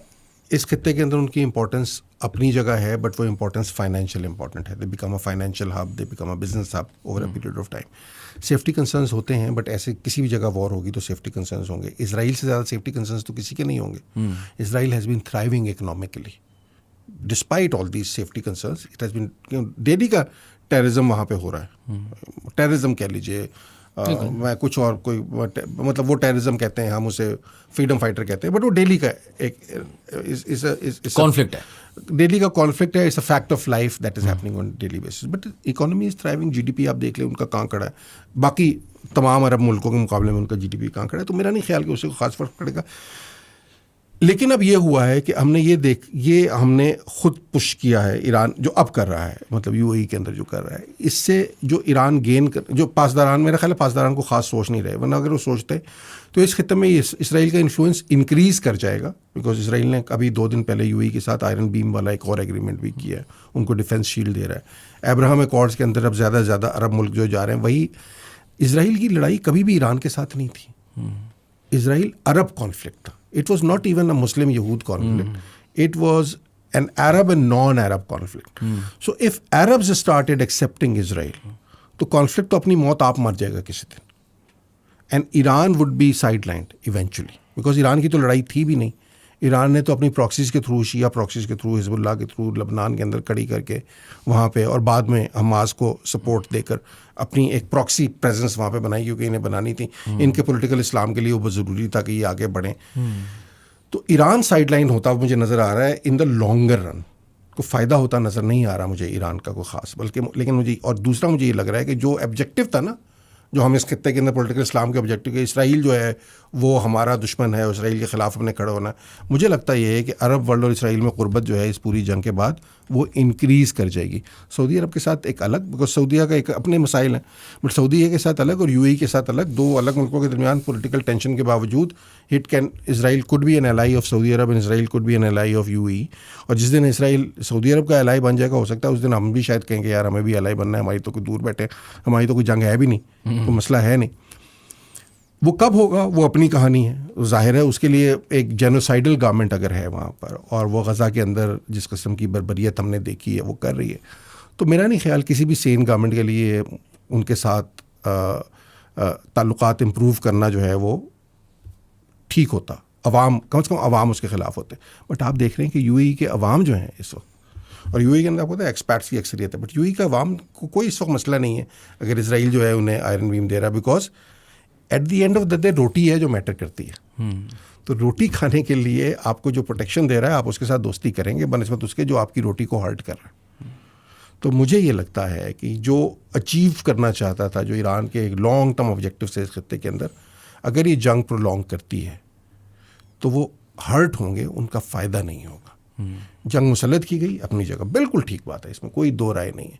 और ये जंग मुसल्लत करके ईरानियों का नुकसान किया है अमेरिका ने और इसराइल ने for that matter, because Iranians could topple this regime on their own.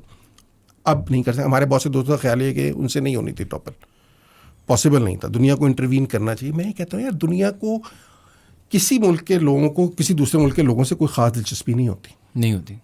ये मफादात की जंग होती है। तो जब वो आए तो वो इसलिए नहीं आए कि उन्हें ईरानी वहाँ बहुत प्यारे लगते हैं और बहुत अच्छे लगते हैं, डेमोक्रेसी के लिए लड़ रहे हैं, हम लिबरेट करने आए हैं। कोई लिबरेट करने आपको नहीं आता है, किसी को आपकी लिबरेशन से कुछ लेना देना नहीं। उनके अपने मसाइल है जो हल करने आए, उन मसाइल के अंदर अवाम का नुकसान हो जाता है।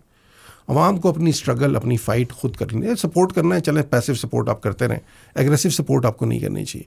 हमने एग्रेसिव सपोर्ट की इस खत्ते के अंदर, हमने अपने देखिए ना, हमने यहाँ से एक्सपोर्ट किए सारे फ्रीडम फाइटर्स पूरे खत्ते के अंदर, क्या फ़ायदा हुआ हमें उसका? किए ना हमने, हम सबसे बड़े एक्सपोर्टर हैं बिल्कुल इस खत्ते में, फ्रीडम फाइटर्स के। एग्रेसिव सपोर्ट हम दे रहे हैं, हम लिबरेट करने जा रहे हैं। किसको लिबरेट कर लिया हमने इतने सालों में? जिनको लिबरेट करते फिर रहे थे उनके साथ लड़ रहे हैं हम खड़े हुए। तो अब जाम तो ये होता है। तो बहरहाल ये है कहानी, देखें क्या होता है। चलें सर, बहुत बहुत शुक्रिया। It's always a interesting conversation with you. आपको हम इंशाल्लाह मज़ीद तंग किया करेंगे। Thank you guys for watching. If you enjoyed our content, please do subscribe to our channel and we will see you for the next podcast.